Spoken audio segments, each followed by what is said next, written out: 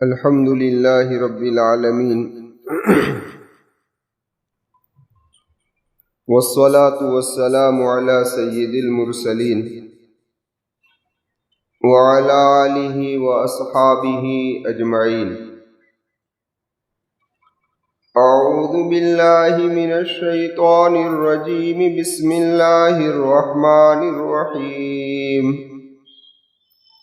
والضحى والليل إذا سجى ما ودعك ربك وما قلى. صدق اللہ العظیم. معزز سامعین کرام اور پردہ نشین خواتین، ابھی جن آیات کریمہ کی تلاوت کی گئی ہے یہ آیات کریمہ سورہ ضحیٰ کی ہے. اس سورت کے اندر 11 آیات کریمہ ہے، 40 کلمات ہے اور 192 حروف ہے. اس سورت کا پہلا ہی کلمہ کہے یا پہلی ہی آیت کہے کہ جس کے اندر ضحیٰ کا تذکرہ ہے، اس لیے اس مناسبت سے اس سورت کا نام سورۃ الضحیٰ ہے.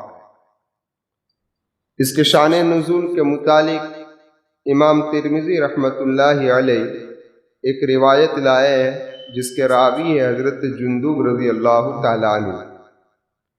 حضرت جندب رضی اللہ تعالیٰ عنہ فرماتے ہیں کہ نبی کریم صلی اللہ علیہ وسلم کی ایک انگلی زخمی ہو گئی اور جس سے خون جاری ہو رہا تھا.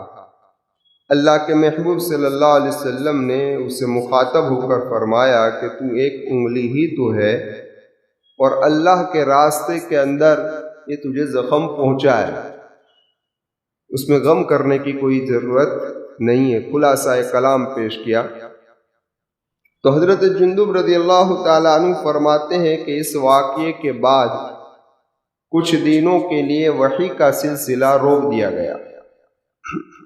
یہاں سلسلہ وحی رکا، وہاں مشرکان مکہ نے نبی کریم صلی اللہ علیہ وسلم کو طعنہ دینا شروع کیا اور یہ کہا کہ محمد کے رب نے محمد کو چھوڑ دیا ہے اور محمد کا رب محمد سے ناراض ہو گیا ہے صلی اللہ علیہ وسلم. اس پر یہ صورت نازل ہوئی.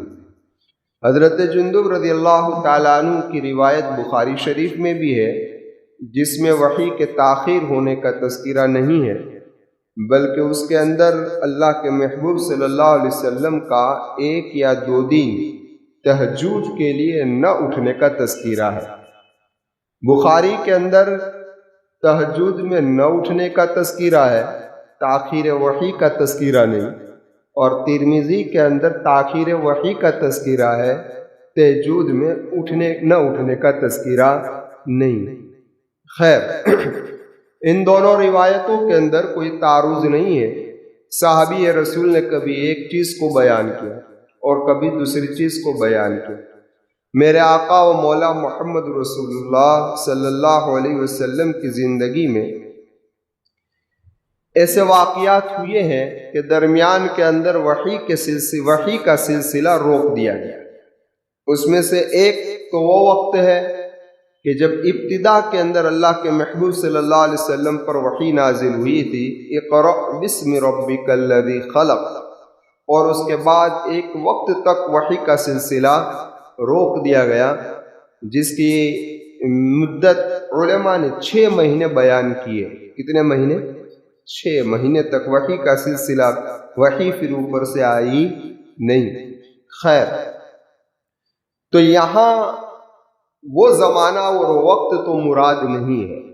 اس وجہ سے نہیں ہے کہ جب پہلی مرتبہ آپ پر وحی نازل ہوئی اقرأ بسمی، اس وقت آپ کو نبوت کی اطلاع نہیں دی گئی تھی.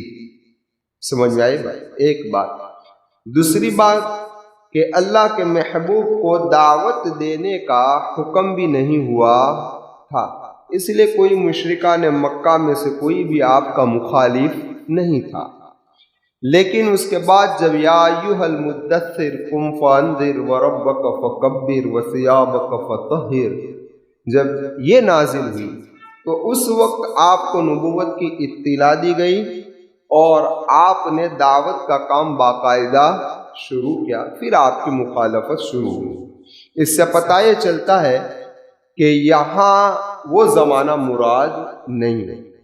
ایک وہ وقت بھی تھا کہ جب یہودیوں کے مشورے سے مشرکان مکہ نے میرے محبوب کو 3 سوال کیے تھے، ایک وحی کے سلسلے میں، ایک ذوالقرنین کے بارے میں، ایک اصحاب کہف کے بارے میں، جس کی تفسیر سورہ کہف اور سورہ بنی اسرائیل میں گزر چکی ہے۔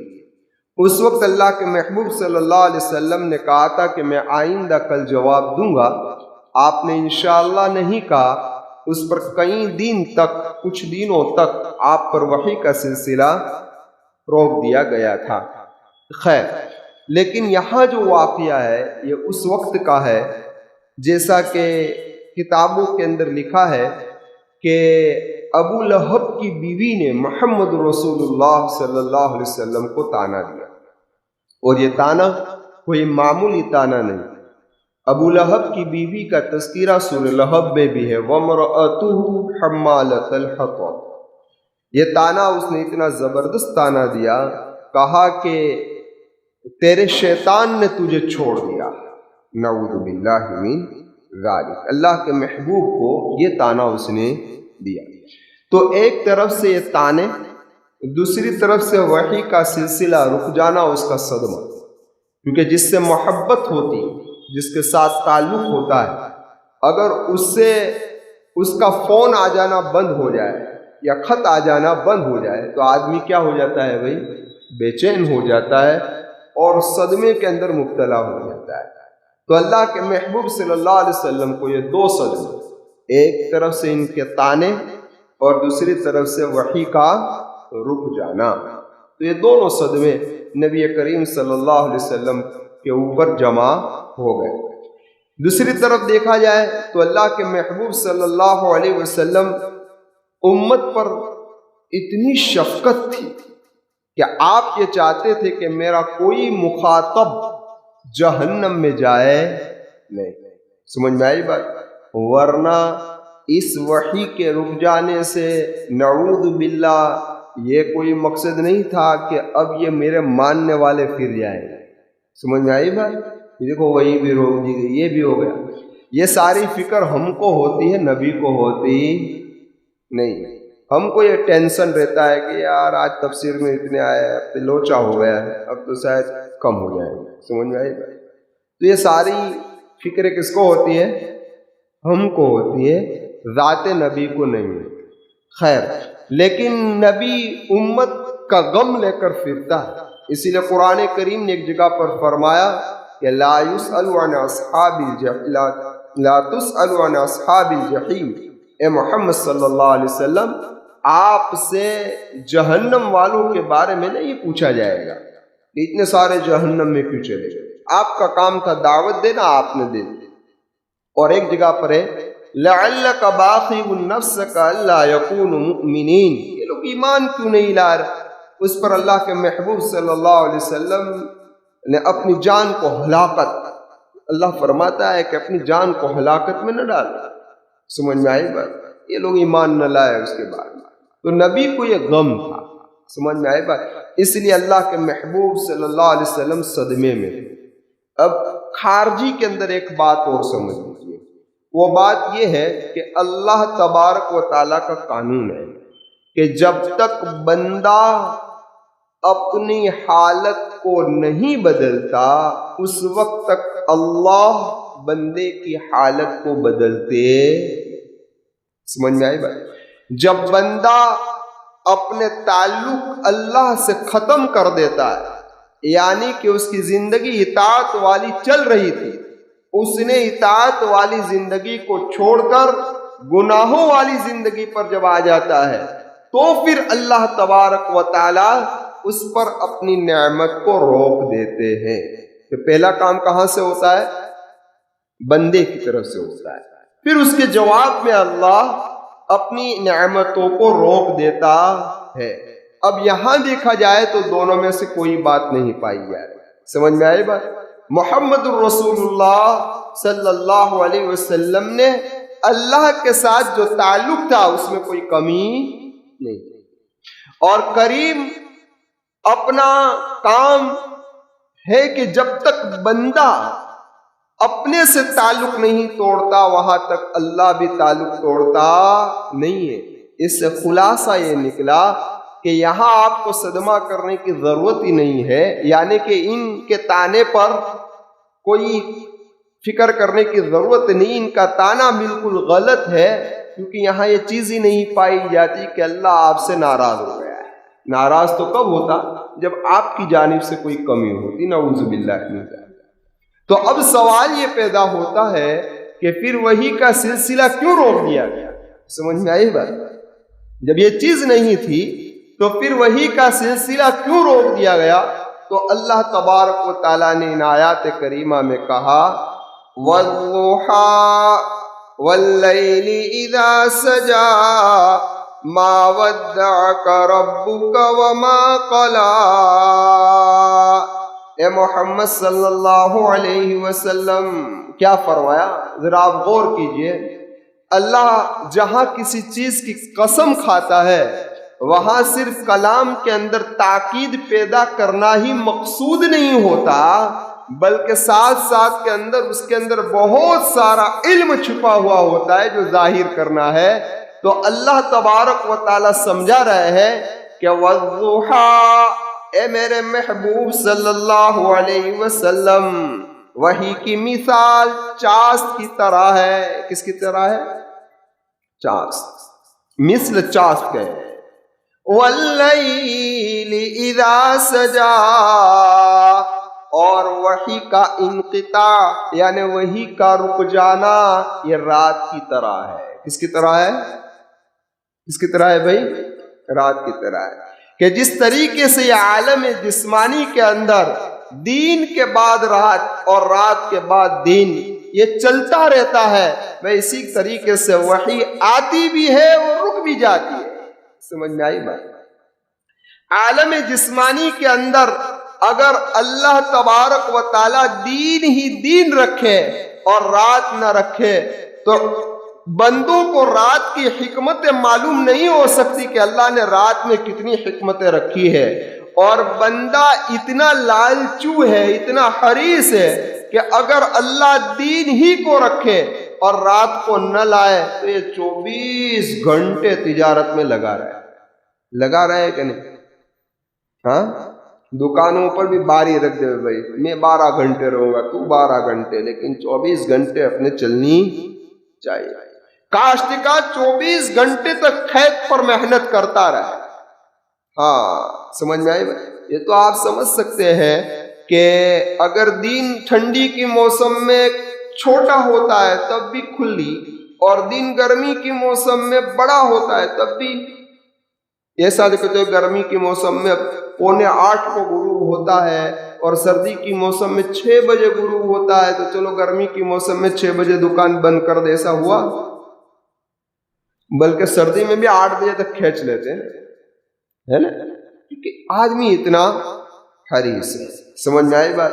تو کہنے کا مقصد یہ ہے کہ ہم نے رات کو رکھا، اس میں ہماری حکمتیں ہیں کہ کچھ آرام بھی کر لے، اور اگر رات کو دن بنانے کی یہ کوشش بھی کرے روشنیوں کے ذریعے سے، تو جس طریقے سے دین میں کام کو انجام دیا جا سکتا ہے اس طریقے سے رات میں نہیں دیا جا سکتا ہے۔ دیکھو اللہ نے رات کس کے لیے بنائی؟ آرام کے لیے۔ دین میں چاہے اتنا تم آرام کر لو لیکن رات جیسا سکون ملے گا مگر رات کی تھوڑی دیر کی نیند دین کی گھنٹوں کی نیند کے لیے سے بھی کافی ہو جاتی ہے، کیونکہ اللہ نے جس چیز کے لیے بنایا ہے اسی میں فائدہ ہے۔ سمجھ میں آئی بات؟ اب آگے سمجھیے، تو اللہ فرماتا ہے بھائی اسی طریقے سے انسان کے ایک عالم روحانی کہ اس کے اندر بھی بسط اور قبض کا مسئلہ ہے۔ کس کا مسئلہ ہے؟ کہ کبھی انسان پر بسط طاری ہو جاتا ہے، یعنی اللہ کے اولیاء پر تو عبادت میں مشغول ہو جاتے ہیں اور عبادت میں بڑی لذت آتی ہے، بڑی مزہ آتی ہے، نہ جانے قرآن کے کئی پارے پڑھ ڈالتے ہیں۔ تو اگر ہم رات کو نہ لائیں اور تھوڑی دیر کے لیے مان لو کہ اس پر ایسی بست کی حالت ہی طاری رہے، تو وہ کرتا رہے ایک شوق، عبادت کے شوق کے اندر، یہاں تک کہ ایک دن تھک کر کیا ہو جائے گا؟ بیٹھ جائے گا۔ لیکن ہم اس پر کبھی قبض بھی لاتے ہیں۔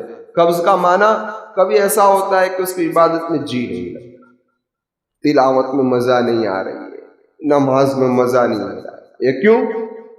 تاکہ اس قبض کے بعد پھر بست آئے گا تو اس بست میں اور اضافہ، سمجھ میں آئے، پھر اور مزہ آئے گا تو اور مزہ میں اس کا کیا ہو جائے گا؟ اضافہ ہو جائے گا۔ تو میرے نبی صلی اللہ علیہ وسلم بس یہی حال وحی کے آنے کا اور وحی کے کس کا ہے بھائی؟ رکنے کا ہے۔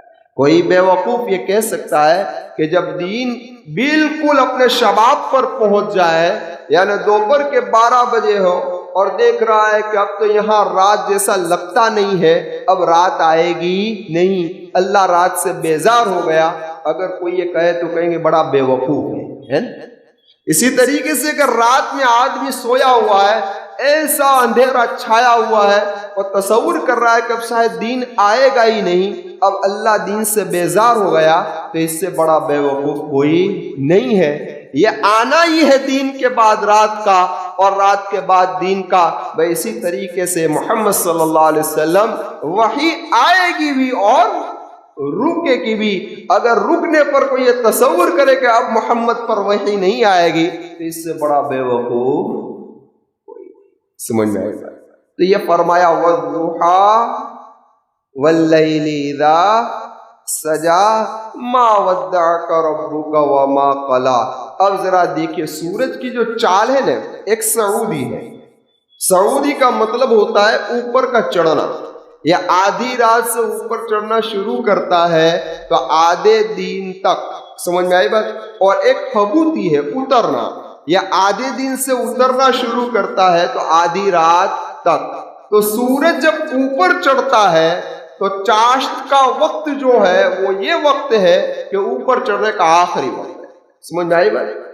چاشت کا وقت کون سا ہے؟ 10 بجے سے لے لو 9 بجے سے، موسم کی تبدیلی کے اعتبار سے یہ چڑھنے کا وقت، اور یہ سب سے روشن وقت ہے نا۔ کیسا وقت ہے؟ روشن وقت ہے۔ تو اللہ کے محبوب صلی اللہ علیہ وسلم سے کہا یہ جا رہا ہے وَالضُّحَىٰ وَاللَّيْلِ إِذَا سَجَىٰ، اے محمد صلی اللہ علیہ وسلم، جس طریقے سے چاشت کے وقت سورج اپنی جوانی پر ہوتا ہے اور پورے عالم کو روشن کر دیتا ہے، اسی طریقے سے آپ کی وحی کی مثال یہ چاشت کی طرح ہے کہ آپ کی وحی کے ذریعے سے حقائق الہیہ کا ظہور ہوگا۔ اور چاشت کا وقت بڑا اہمیت رکھتا ہے، اسی وقت کے اندر لوگ کمانے کے لیے جاتے ہیں، ہے نا بھائی؟ صبح 9-10 بجے کا وقت کیا ہوتا ہے؟ دکانوں کو کھولنے کا، ملازمت پر جانے کا، یہ سارا وقت اسی کا ہے۔ اور یہ وقت ایسا ہے کہ اس وقت کے اندر کوئی فرض نماز بھی نہیں ہے، نفل نماز کی جگہ ہے۔ اور تیسرا یہ وقت وہ ہے کہ جس وقت پر حضرت موسیٰ علیہ السلام نے اللہ تبارک و تعالیٰ سے کلام کیا تھا، اور یہ وقت وہ ہے کہ جس وقت کے اندر فرعون کے ماننے والے جادوگر موسیٰ علیہ السلام پر ایمان لائے تھے اور سجدے کے اندر گر گئے تھے۔ یہ بڑا بابرکت اور نورانی وقت ہے، اسی لیے اللہ نے اس وقت کی قسم کھائی اور کہا کہ وَالضُّحَىٰ، چاشت کی قسم۔ کس کی قسم؟ چاشت کی قسم۔ اور صلاۃ الضحیٰ، چاشت کی نماز کی بڑی فضیلت بھی ہے نا، بہت بڑی فضیلتیں ہیں چاشت کی نماز کی۔ اہل تجربہ فرماتے ہیں کہ جس آدمی کو یہ ڈر اور اندیشہ ہو کہ مجھ پر فقر و فاقہ قائم ہو جائے گا تو وہ چاشت کی نماز پڑھے، فقر و فاقہ کبھی نہیں آئے گا۔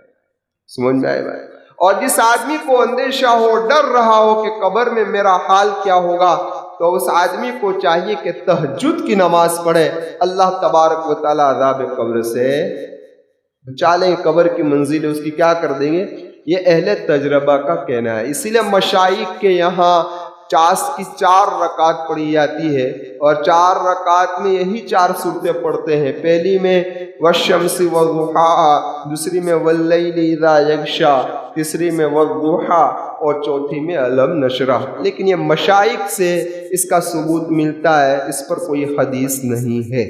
سمجھ میں آئی بات؟ سمجھ گئے؟ خیر، اب ذرا آپ دیکھیں کہ ایک وقت ہے عشاء کی نماز سے لے کر فجر کی نماز تک، یہ لمبا وقت لمبا وقت ہے کہ نہیں؟ اس وقت کے اندر کوئی فرض نماز نہیں ہے، تو اللہ نے تہجد رکھی اور تہجد کی فضیلت بیان کی۔ اور دوسرا وقت ہے فجر کی نماز سے لے کر ظہر کی نماز تک، یہ بھی ایک لمبا وقت ہے، اور اس لمبے وقت کے اندر بھی کوئی فرض نماز نہیں ہے، تو اللہ نے چاشت کی نماز رکھی۔ کون سی نماز؟ چاشت کی، اور اس کی فضیلت بیان فرمائی۔ سمجھ میں آئی بات؟ عرب کے نزدیک دین جو ہوتا ہے وہ صبح سے شروع ہوتا ہے اور غروب پر ختم ہوتا ہے، تو وہ اپنے دین کو 4 چوتھائیوں میں تقسیم کرتے ہیں، 4 حصے میں، سمجھ میں آئی بات، تقسیم کرتے ہیں۔ اب ذرا دیکھیں، ہر حصے کو اٹھائیے۔ پہلے حصے کے اندر فجر کی نماز ہے، تیسرے حصے میں ظہر کی نماز ہے، چوتھے حصے میں عصر کی نماز ہے، دوسرا حصہ خالی تھا۔ اللہ کتنا کریم ہے، کتنا رحیم ہے، دوسرا حصہ خالی تھا۔ اللہ نے فرض نمازوں کے لیے دوسرا حصہ اس لیے خالی رکھا کہ میرے بندوں کے کمانے کا وقت ہے۔ کیا وقت ہے؟ کمانے کا وقت ہے۔ تو اللہ نے چاہا کہ یہ وقت بھی نماز کش ہو جائے، اس لیے چاشت کو رکھا۔ کس کو رکھا اس وقت میں؟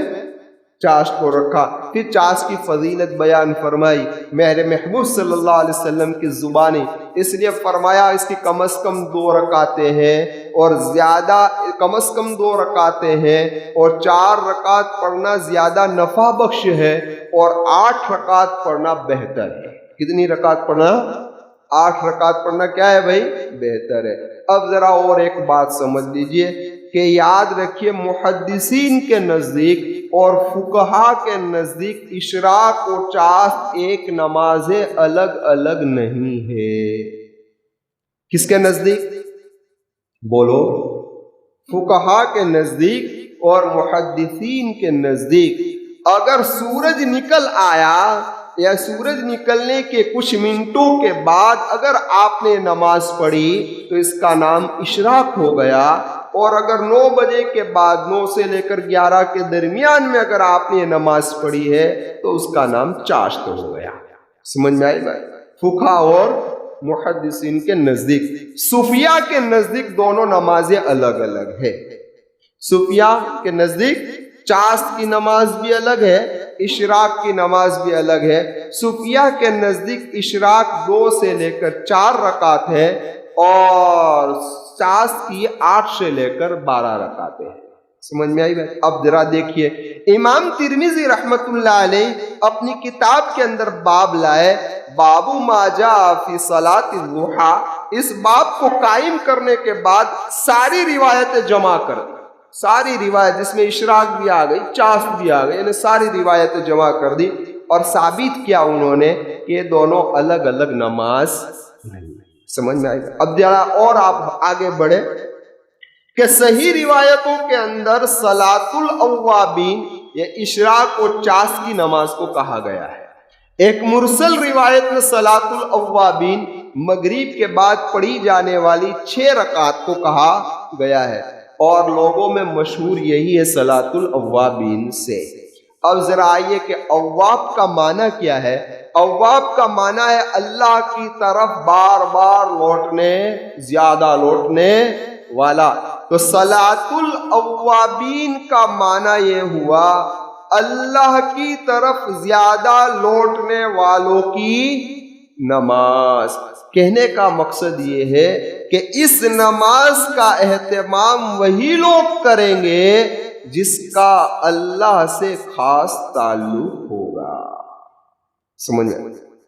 اللہ سے خاص، کیونکہ جس کا اللہ سے تعلق ہوگا وہ اللہ کے پاس بار بار رجوع کرے گا، وہ اللہ کے پاس بار بار رجوع کرے گا۔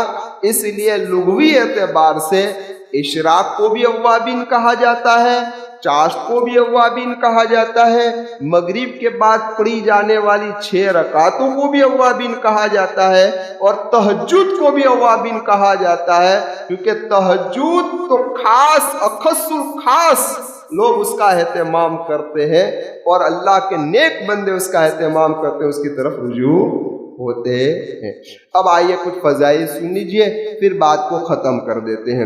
صلاۃ الضحیٰ کی فضیلت کے اندر مسلم شریف کے اندر ایک روایت ہے جس کا خلاصہ بیان کر رہا ہوں، نہ حدیث کے الفاظ ذکر کر رہا ہوں، نہ حدیث کا معنی اور ترجمہ پیش کر رہا ہوں، بلکہ خلاصہ کلام پیش کر رہا ہوں آپ حضرات کے سامنے۔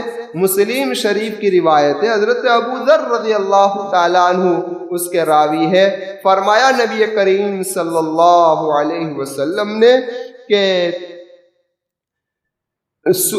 تمہاری جانوں پر صبح کو صدقہ ہے، یعنی کہنے کا مقصد ہے تمہارے ہر جوڑ پر صبح کو صدقہ ہے، یعنی اللہ نے تمہارے جسم میں جتنے جوڑ بنائے ہیں اس جوڑ کا صدقہ یہ ہے کہ جب تم صبح میں اٹھے تو سارے عضو صحیح سالم ہیں، ہاں کوئی جیوڑا بیوڑا گھسا نہیں، سارے عضو کیا ہے صحیح سالم تھے، تو اس کے شکرانے کے اندر تمہیں کیا کرنا چاہیے؟ صدقہ کرنا چاہیے، یعنی کوئی نیکی کرنی چاہیے۔ پھر اللہ کے محبوب نے فرمایا سبحان اللہ صدقہ ہے، الحمدللہ صدقہ ہے، اللہ اکبر صدقہ ہے، لا الہ الا اللہ صدقہ ہے، اچھی باتوں کا حکم کرنا صدقہ ہے، بری باتوں سے روکنا صدقہ ہے۔ پھر آخر میں محمد رسول اللہ صلی اللہ علیہ وسلم نے فرمایا کہ ان سارے جسم کے جوڑوں کا صدقہ چاشت کے وقت 2 رکعت پڑھنا ہے، کہ اگر کوئی آدمی چاشت کی 2 رکعت پڑھ لے گا تو اس نے اپنے پورے جسم کا صدقہ دے دیا۔ کیوں پورے جسم کا صدقہ 2 رکعت میں کیوں ہو گیا؟ اس لیے ہو گیا کہ انسان کا ظاہر اور انسان کا باطن سارا کے سارا نماز کے اندر کیا کرتا ہے؟ شریک ہوتا ہے۔ اس لیے 2 رکعت کا اہتمام کرنا چاہیے۔ اللہ مجھے بھی توفیق دے، آپ کو بھی توفیق دے۔ یہ ایک روایت۔ دوسری روایت امام ترمذی رحمۃ اللہ علیہ لائے اور فرمایا کہ وہ حدیث قدسی ہے کہ اللہ خود فرما رہا ہے اے ابن آدم تو دین کے شروع میں 4 رکعت پڑھ لیا کر، میں پورا دین تیری کفایت کروں گا۔ سمجھ میں آئی بات؟ کتنی رکعت؟ 4 رکعت پڑھا کر۔ شاہ صاحب رحمت اللہ علیہ فرماتے ہیں کہ 4 رکعت کا عدد یہ نفس کی اصلاح کے لیے کافی ہے۔ اس لیے اگر کوئی آدمی اب نفس کی اصلاح کے لیے کوئی اور عبادت نہ کر سکا اور صرف چاشت کی 4 رکعت پڑھے گا تو اس کی نفس کی اصلاح کے لیے کیا ہے؟ کافی ہے۔ یہ دوسری روایت۔ تیسری روایت آئیے جو مسلم شریف کی ہے، حضرت معاذہ رضی اللہ تعالی عنہ نے حضرت عائشہ سے سوال کیا۔ کیا سوال کیا؟ عجیب سوال کیا ہے عائشہ، اللہ کے محبوب صلی اللہ علیہ وسلم چاشت کی کتنی رکعتیں پڑھا کرتے تھے؟ تو حضرت عائشہ نے فرمایا اللہ کے محبوب 4 رکعت پڑھتے تھے۔ پھر فرمایا کہ کبھی اگر اللہ نے چاہا تو اس سے زیادہ بھی پڑھ لیا کرتے تھے۔ پتہ چلا کہ نبی کریم صلی اللہ علیہ وسلم جب چاشت کی نماز پڑھتے تو کتنی پڑھتے تھے بھائی؟ 4، اور کبھی اس سے زیادہ بھی پڑھتے تھے۔ لیکن خود حضرت عائشہ رضی اللہ تعالی عنہ کا معمول چاشت کی 8 رکعت پڑھنے کا تھا۔ حضرت عائشہ نے ایک بات عجیب فرمائی رضی اللہ تعالی عنہ۔ حضرت عائشہ رضی اللہ تعالی عنہ فرماتی ہے کہ اگر مجھے پتہ چل جائے کہ میرے والدین موت کے بعد واپس زندہ ہوئے، مرنے کے بعد واپس زندہ ہوئے ہیں، اور میں اگر ان کی ملاقات کے لیے گئی ہوں اور اس ملاقات کے وقت چاشت کا وقت ہو جائے تو میں اس ملاقات کو بھی چھوڑ دوں اور چاشت کی نماز نہ چھوڑوں۔ اندازہ لگا، میں چاشت کی نماز نہ چھوڑوں۔ اب دیکھیں جس کے والدین کا انتقال ہو گیا ہو وہ زندہ ہو کر واپس آئے تو ملاقات کی گھڑیاں کیسی گھڑیاں ہوگی، لیکن اس گھڑیوں کو بھی میں چھوڑ دوں لیکن چاشت کی نماز نہ چھوڑو۔ تو حضرت عائشہ کا معمول کتنی رکعت کا تھا بھائی؟ 8 رکعت کا تھا۔ اس سے 8 والی روایت بھی آ گئی، 4 والی روایت بھی آ گئی، اور کون سی روایت آ گئی بھائی؟ 2 والی روایت بھی آ گئی۔ اب آئیے چوتھی روایت جو امام بخاری رحمۃ اللہ علیہ اپنی بخاری میں لائے ہیں اور امام مسلم نے بھی تذکرہ کیا ہے کہ فتح مکہ کے موقع پر اللہ کے محبوب صلی اللہ علیہ وسلم ام ہانی کے مکان پر گئے۔ ام ہانی کون ہے جانتے ہو آپ لوگ؟ ام ہانی حضرت علی رضی اللہ تعالیٰ عنہ کی بہن ہے اور اللہ کے محبوب صلی اللہ علیہ وسلم کی چچا زاد بہن ہے، اور ام ہانی ہی کے مکان سے معراج کا سفر کیا ہوا تھا؟ شروع ہوا تھا۔ ام ہانی رضی اللہ تعالیٰ عنہ کا مکان کہاں تھا؟ حجر اسود کا جہاں کونا ہے نا، جہاں حجر اسود ہے اسے سیدھے اسٹیٹ باب صفا کی طرف جاؤ آپ تو وہاں آپ کا مکان تھا، پہلے نشانی تھی وہاں جو گنبد تھا اس میں خاص نشانی رکھی تھی سعودی حکومت نے اس بات کو ظاہر کرنے کے لیے کہ آپ کا معراج کا سفر یہاں سے شروع ہوا تھا، لیکن بعد میں اس نشانی کیا کر دی بھائی؟ ختم کر دی گئی۔ تو آپ ام ہانی کے مکان پر آئے فتح مکہ کے موقع پر، مکہ فتح ہوا آئے۔ ام ہانی فرماتی ہے رضی اللہ تعالی عنہا، اللہ کے محبوب میرے گھر تشریف لائے، آپ نے غسل کیا اور 8 رکعت نماز پڑھی۔ کتنی رکعت؟ لیکن آپ کی نماز بڑی ہلکی تھی، صحابہ نے کیسی نظر رکھی، آپ کی نماز بڑی ہلکی ہے، لمبی رکعتیں نہیں تھی، لیکن آپ نے سجدہ اور رکوع میں کوئی کمی نہیں چھوڑی۔ لیکن آج امت کس میں کمی کرتی ہے؟ رکوع سجدے میں اس طریقے سے پٹو فٹ ہے نا، ایک مرتبہ بھی سبحان اللہ، ایک مرتبہ جھکتے ہوئے، ایک مرتبہ اٹھتے ہوئے، اور ایک مرتبہ بیچ میں، 3 مرتبہ ایسا ہی ہوتا ہے نا کہ اور کچھ ہو رہا ہے۔ ہاں، اور اس میں بھی پھر رمضان ہوئے نہ تراویح ہوئے، تو پھر کیا کہنا، تو پھر امام صاحب اور مقتدی ایکسرسائز ہی کرتے رہے گا۔ خیر، تو ام ہانی رضی اللہ تعالی عنہ فرماتی ہے کہ اللہ کے محبوب صلی اللہ علیہ وسلم نے 8 رکعت پڑھی اور یہ وقت ضحیٰ کا تھا۔ کون سا وقت تھا؟ چاشت کا وقت تھا۔ یہ ایک روایت اور ملی 8 رکعت کی۔ اب آئیے ایک اور روایت ہم سنتے ہیں، حضرت جو مسلم شریف میں ہے، حضرت ابو ہریرہ رضی اللہ تعالیٰ عنہ فرماتے ہیں کہ میرے محبوب نے مجھے وصیت فرمائی۔ یہ وصیت حضرت ابو درداء کو بھی فرمائی تھی، یہ وصیت حضرت ابو ذر کو بھی فرمائی تھی رضی اللہ تعالیٰ عنہ۔ کیا وصیت فرمائی تھی؟ اے ابو ہریرہ، کبھی مہینے کے 3 روزے نہ چھوڑنا، کبھی مہینے کے 3 روزے، یعنی ایام 20 کے روزے۔ دیکھو یہ شعبان کا مہینہ ہے، شعبان کے مہینے میں اللہ کے محبوب صلی اللہ علیہ وسلم کثرت سے روزہ رکھتے تھے، سمجھ میں؟ اگر ہم سے پورا مہینہ روزہ نہیں رکھا جاتا تو کم از کم اس مہینے کی 13، 14، 15، اب 13 تاریخ شاید آتی ہے میرے خیال سے جمعرات کو، جمعرات، جمعہ اور سنی، یہ آنے والی نہیں، اس کے بعد جمعرات، جمعہ، سنی، 13، 14، 15، تو اس روزے کو رکھے، اس نیت سے رکھے کہ اللہ کے محبوب صلی اللہ علیہ وسلم مہینے کے 3 روزے رکھتے تھے، میں آپ کی ایک سنت پر عمل کی غرض سے رکھتا ہوں۔ رکھیں گے انشاءاللہ، اللہ مجھے بھی توفیق دے، آپ تمام کو توفیق دے۔ تو ایک نصیحت یہ فرمائی حضرت ابو ہریرہ کو۔ حضرت ابو ہریرہ کو دوسری نصیحت میرے محبوب نے فرمائی ہے، ابو ہریرہ، چاشت کی 2 رکعت کبھی نہ چھوڑنا، اور تیسری نصیحت یہ فرمائی ہے ابو ہریرہ، وتر پڑھنے سے پہلے کبھی نہ سونا۔ اب یہ اختلافی مسئلہ ہے کہ یہاں وتر سے وتر حقیقی مراد ہے کہ کیا مراد ہے، اس کو ہم اپنے ابھی ایک طرف رکھتے ہیں۔ صرف سمجھ لو کہ جس کو کانفیڈنس یعنی بھروسہ ہو کہ میں رات کے آخری حصے میں اٹھ جاؤں گا تو وہ وتر کو چھوڑ کر سو سکتا ہے کہ وتر آخری حصے میں پڑھ لے تہجد کے بعد۔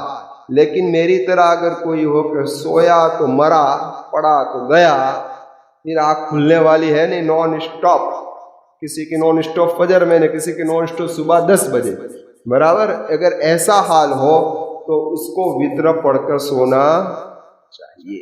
تو یہ 3 نصیحت اللہ کے محبوب صلی اللہ علیہ وسلم نے فرمائی۔ آخری روایت پھر بات کو ختم کرتے ہیں، وہ بھی مسلم شریف کی روایت ہے۔ صحابی رسول فرماتے ہیں کہ اللہ کے محبوب صلی اللہ علیہ وسلم چاشت کی نماز اس طریقے سے مسلسل پڑھتے تھے، یعنی لگاتار دین پڑھا کرتے تھے کہ ہمیں ایسا لگتا تھا کہ کبھی اب چھوڑیں گے نہیں، اور کبھی اللہ کے محبوب صلی اللہ علیہ وسلم 50 کی نماز اتنے دن لگاتار چھوڑ دیتے تھے کہ ہمیں ایسا لگتا تھا کہ کبھی پڑھیں گے نہیں. ایسا کیوں کیا اللہ کے محبوب سے حضرت عائشہ رضی اللہ تعالیٰ عنہ اور ایک جگہ پر فرماتی ہے کہ اللہ کے محبوب کبھی اپنے محبوب عمل کو بھی چھوڑ دیتے، اپنے پسندیدہ عمل کو بھی چھوڑ دیتے. چھوڑنے کی وجہ کیا؟ کیونکہ اگر اللہ کے محبوب صلی اللہ علیہ وسلم اس عمل پر پابندی کرتے تو وہ تو صحابہ تھے، نبی کی ایک ایک ادا پر مرنے والے تھے، تو وہ بھی اتنا اہتمام کرتے. تو کہیں اللہ کے محبوب کو یہ ڈر تھا کہ کہیں یہ نماز فرض نہ ہو جائے، یہ نماز فرض نہ ہو جائے، اس لیے اللہ کے محبوب صلی اللہ علیہ وسلم اس کو کبھی چھوڑ دیا کرتے تھے. لیکن اب تو کوئی فرض ہونے کا سوال پیدا ہوتا نہیں ہے، اس لیے اللہ نے یہ زندگی دی ہے، بڑا قیمتی وقت مجھے اور آپ کو عطا فرمایا ہے، اور اللہ نے یہ دو نعمت دی ہے، بڑی نعمت، ایک صحت اور دوسری فرصت. اس کو مجھے اور آپ کو غنیمت سمجھنا چاہیے.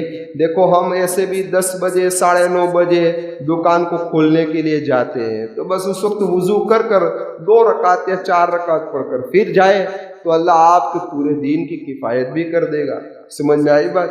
اللہ آپ کے پورے دن کے کام بھی آسان فرما دے گا. اللہ میری بھی مدد فرمائے، آپ کی بھی مدد فرمائے. اللہ اس پر عمل کرنے کی توفیق عطا فرمائے. صرف سننا اور سنانا مقصود نہ ہو، اصل تو عمل ہے. اللہ ہم تمام کو عمل کرنے کی توفیق عطا فرمائے. سبحان اللہ و بحمدہ، سبحانک اللہم و بحمدک، ونشہد ان لا الہ الا انت، نستغفرک و نتوب الیک برحمتک یا ارحم الراحمین.